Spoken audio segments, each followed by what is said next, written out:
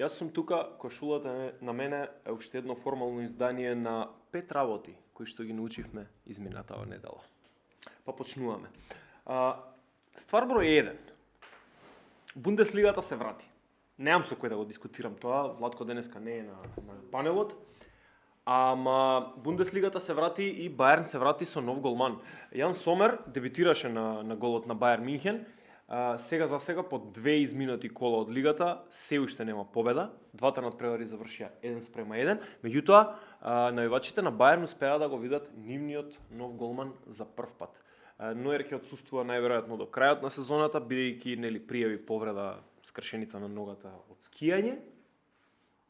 Остатокот ќе го видиме. Бајерн Минхен и понатаму останува прв фаворит за титулата, без разлика дали Ноер бранел или не, а ние се префрламе кон втората работа за оваа недела. Јувентус е во неволја. Оваа тема ќе ја покриеме подолго со друго видео, но сега само ќе го споменам моментот за да ја знаете веста, како таква. Јувентус, како клуб, беше казнет 15 бодови од бодовната табела во серија А поради финансиските нерегуларности кои што беа најдени против нив, а покрај казната во вид на одземени поени од табелата, казнети се и некои од оперативците на Јувентус, имено Павел Недвед, Андреа Ањели, како и Фабио Паратичи, кој што порано работеше во Јувентус, сега работи во Тотенхем. На сите овие имиња им се заканува суспензија, и неколку од играчите се вклучени во цела оваа сага, така што ќе видиме што ќе биде разврската.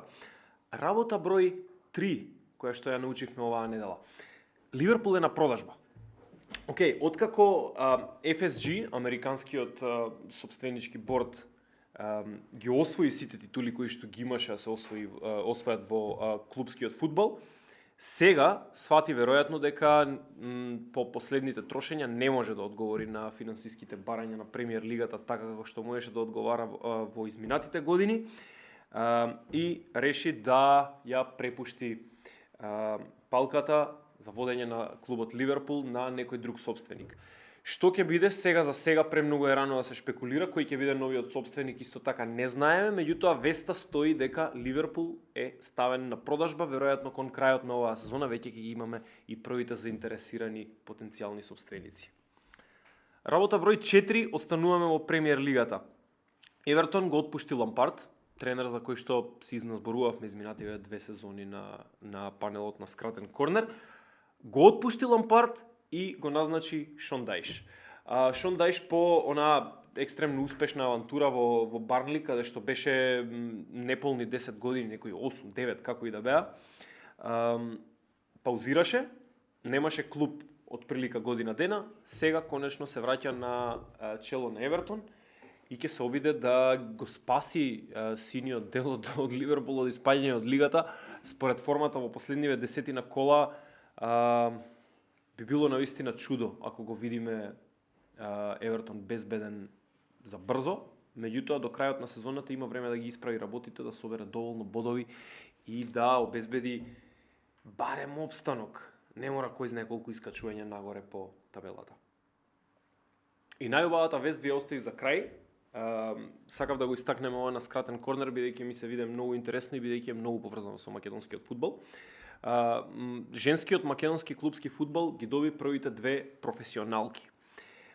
Теодора Димовска и Викторија Панчурова од женскиот фудбалски клуб Тиверија од Струмица се првите 2 фудбалерки во Македонија кои што добија професионален договор со клубот.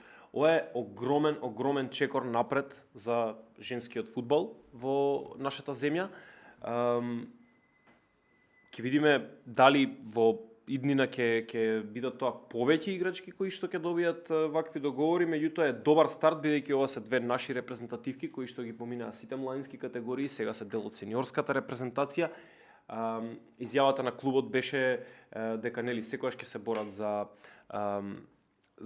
добри услови во женскиот фудбал и дека Теодора и Викторија биле првите кои што заслужиле да бидат наградени.